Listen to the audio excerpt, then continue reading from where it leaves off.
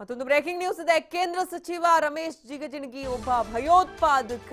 Nagathana JDS ಶಾಸಕ doctor Devananda F Chauhan ವಿವಾದಾತ್ಮಕ ಹೇಳಿಕೆಯೊಂದನ್ನು ಕೊಟ್ಟಿದ್ದಾರೆ. ಡಾಕ್ಟರ್ ಸುನಿತಾ ದೇವಾನಂದ ಚೌಹಾಣ್ ಜೆಡಿಎಸ್ ಅಭ್ಯರ್ಥಿಯಾಗಿ ನಾಮಪತ್ರ ಸಲ್ಲಿಕೆ ಮಾಡಿದ್ದಾರೆ. ನಾಮಪತ್ರ ಸಲ್ಲಿಸಿದ ಬಳಿಕ ಶಾಸಕರು ಈ ರೀತಿಯ ಒಂದು ವಿವಾದಾತ್ಮಕ ಹೇಳಿಕೆ ಕೊಟ್ಟಿದ್ದಾರೆ. ರಮೇಶ್ ಜಿಗಜಿಣಗಿ ವರ್ತನೆ ಭಯೋತ್ಪಾದಕರ ವರ್ತನೆ ತರ ಇದೆ ಅಂತ ವಿಜಯಪುರದಲ್ಲಿ ಡಾಕ್ಟರ್ ದೇವಾನಂದ ಎಫ್ ಚೌಹಾಣ್ ವಿವಾದಾತ್ಮಕ ಹೇಳಿಕೆಯನ್ನ ಕೊಟ್ಟಿದ್ದಾರೆ.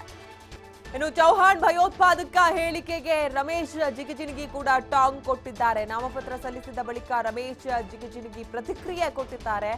ಅವರು ಅಭಿವೃದ್ಧಿ ಮಾಡೋದ್ರಲ್ಲಿ ಭಯೋತ್ಪಾದಕ ಎಂದಿದ್ದಾರೆ. ಜೆಡಿಎಸ್ ಶಾಸಕನಿಗೆ ರಮೇಶ್ ಜಿಗಜಿಣಗಿ ಟಾಂಗ್ ಕೊಟ್ಟಂತ ರೀತಿ ಇದು. ಅಂದ್ರೆ ನಾನು ಸಾಕಷ್ಟು ಅಭಿವೃದ್ಧಿ ಕಾರ್ಯಗಳನ್ನ ಮಾಡಿದ್ದೀನಿ, ಅದರಲ್ಲಿ ಭಯೋತ್ಪಾದಕ ಅಂತ ಹೇಳಿರಬಹುದೇನೋ ಅನ್ನೋ ರೀತಿಯಲ್ಲಿ ಟಾಂಗ್ ಕೊಟ್ಟಿದ್ದಾರೆ.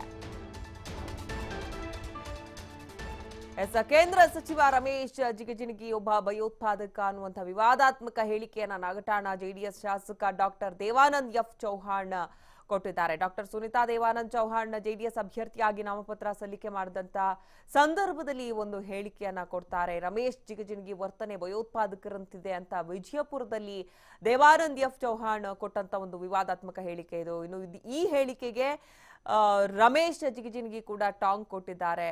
ನಾಮಪತ್ರ ಸಲ್ಲಿಕೆ ಬಳಿಕ ಅವರು ಕೂಡ ಪ್ರತಿಕ್ರಿಯೆ ಕೊಡ್ತಾರೆ. ಅವರು ಅಭಿವೃದ್ಧಿ ಮಾಡೋದ್ರಲ್ಲಿ ಭಯೋತ್ಪಾದಕ ಅಂತ ಹೇಳಿದ್ದಾರೆ. ಎಲೆಕ್ಷನ್ ಇನ್ನೇನು ಕೆಲವೇ ದಿನಗಳು ಬಾಕಿ ಇರುವಂತಹ ಸಂದರ್ಭದಲ್ಲಿ ಸಾಕಷ್ಟು ನಾಯಕರ ಒಂದು ವಾಕ್ ಸಮರ ತಾರಕಕ್ಕೆ ಏರ್ತಾ ಇದೆ ಅಂತ ಹೇಳಿದ್ರೆ ಬಹುಶಃ ತಪ್ಪಾಗೋದಿಲ್ಲ. ಏನೇನೋ ಪದ ಬಳಕೆಗಳು, ಯಾವ್ದಾವುದೋ ವಿಚಾರಗಳ ಪ್ರಸ್ತಾಪ. ಅದಕ್ಕೊಂದು ಉದಾಹರಣೆ ಇವತ್ತು ಸಚಿವ ರಮೇಶ್ ಜಿಗಜಿಣಗಿ ಒಬ್ಬ ಭಯೋತ್ಪಾದಕ ಅನ್ನುವಂಥ ಒಂದು ಹೇಳಿಕೆಯನ್ನ ಶಾಸಕ ದೇವಾನಂದ ಚೌಹಾಣ್ ಕೊಟ್ಟಿರುವಂಥದ್ದು. ಒಂದು ರೀತಿ ಇಂಥ ಪದ ಬಳಕೆ ಮಾಡುವಂಥದ್ದು ವಿವಾದಕ್ಕೆ ಎಡೆ ಮಾಡಿಕೊಡುತ್ತೆ. ಇನ್ನೊಂದು ಕಡೆ ರಮೇಶ್ ಜಿಗಜಿಣಗಿ ಕೂಡ ರಿಯಾಕ್ಟ್ ಮಾಡಿದ್ದಾರೆ. ಅವರು ಅಭಿವೃದ್ಧಿ ಮಾಡೋದ್ರಲ್ಲಿ ಭಯೋತ್ಪಾದಕ ಅಂತ ಹೇಳಿರಬೇಕು ಅನ್ನೋ ರೀತಿಯಲ್ಲಿ ಪ್ರತಿಕ್ರಿಯೆ ಕೊಟ್ಟಿದ್ದಾರೆ. ಎಷ್ಟೇ ಬ್ಯುಸಿ ಇದ್ರು, ಏನೇ ಕೆಲಸಗಳಿದ್ರು, ಫಸ್ಟ್ ಹೋಗಿ ಎಲ್ಲರೂ ತಪ್ಪದೆ ಮತ ಚಲಾಯಿಸಿ ಒಳ್ಳೆ ಅಭ್ಯರ್ಥಿನ ಆಯ್ಕೆ ಮಾಡಿ. ನಮ್ಮ ಸರ್ಕಾರ ನಮ್ಮ ಹಕ್ಕು.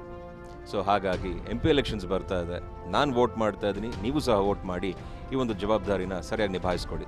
TV5 ಅಭಿಯಾನದಲ್ಲಿ ನಾನು ಸಹ ಕೈ ಜೋಡಿಸ್ತಾ ಇದ್ದೀನಿ, ನೀವು ಸಹ ಕೈ ಜೋಡಿಸಿ. ಎಲ್ರಿಗೂ ಒಳ್ಳೆಯದಾಗಲಿ. ಮತ ಚಲಾಯಿಸಿ.